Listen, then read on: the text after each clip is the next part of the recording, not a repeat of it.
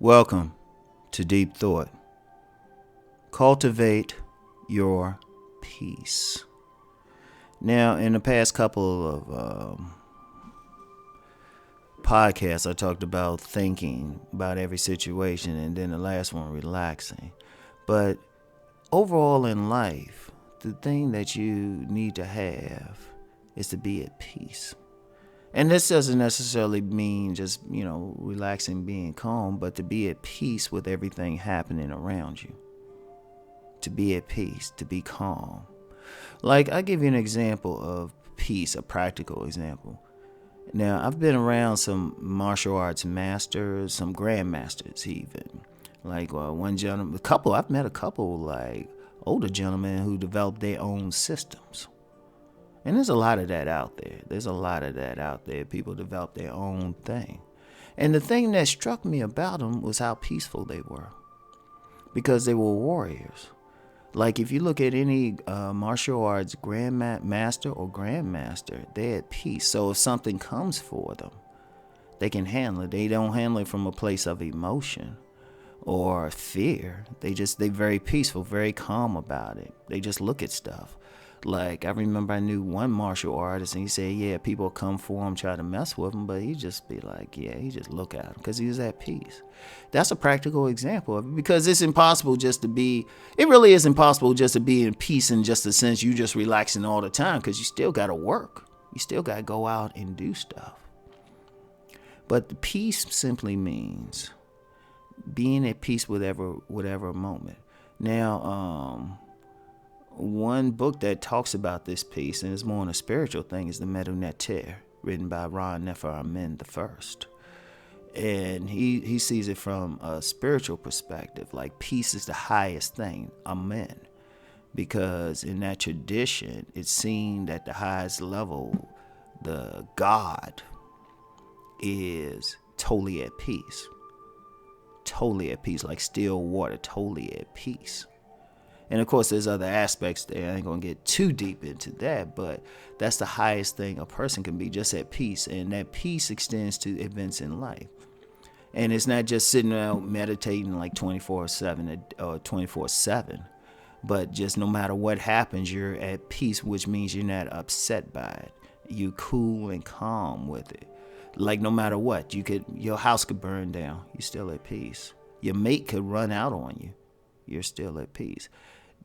And this doesn't mean that, you ain't bothered by your house being on fire. And you ain't bothered by your mate moving out on you or something. Yeah, you're going to be bothered. But at the same time, you're at peace in a sense it doesn't upset you too bad. It's like, oh, the house is burned down. Let me be calm and deal with this.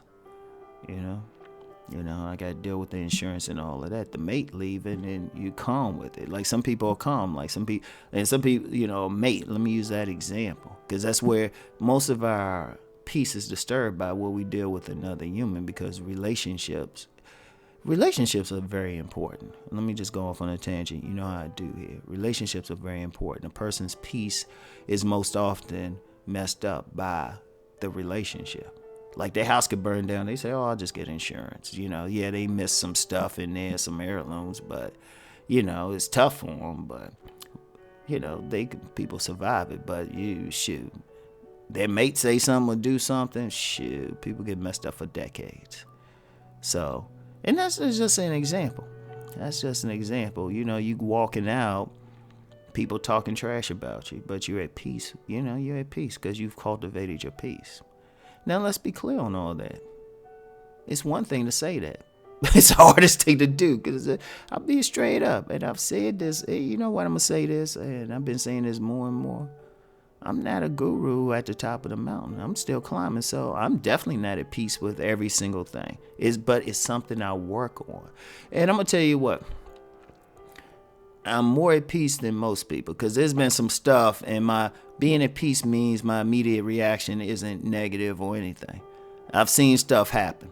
Like, I tell you what, every now and then I forget where I park my car. Like maybe once a year, you park your car somewhere, you forget it. It's like, where did I park my car?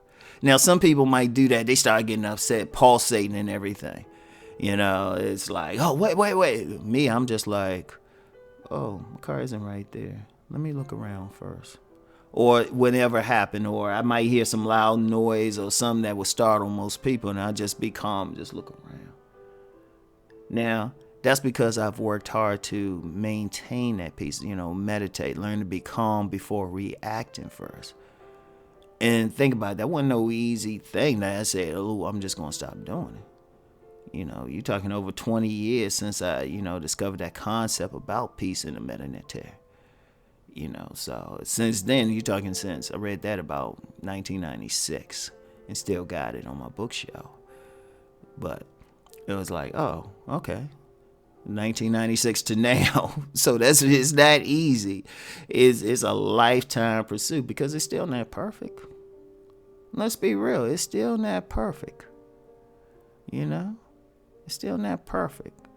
You're still going to have an emotional reaction to stuff. And that's cool.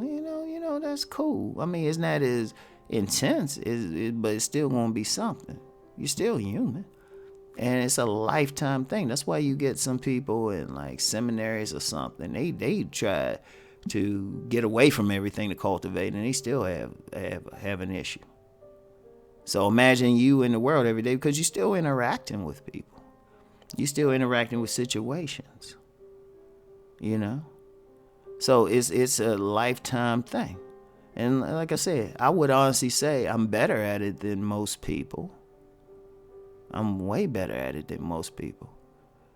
But if you were to put it on a scale of 1 to 100, right? I would say the average person at cultivating their peace is 2. I would just say mine is 17. And that's about it. So I'm definitely not 100. So whatever the case. So, it's a little bit, but, I'm just being honest. I'm just being honest. If I meet somebody who can do it at 50%, I'm impressed. I'm sitting there and say, hey, teach me. That's how deep it is. But you still want to do it because you think about it. When you don't cultivate your peace, what happens? You get stressed. Stress actually leads to most sicknesses. When you look at high blood pressure, that comes from stress.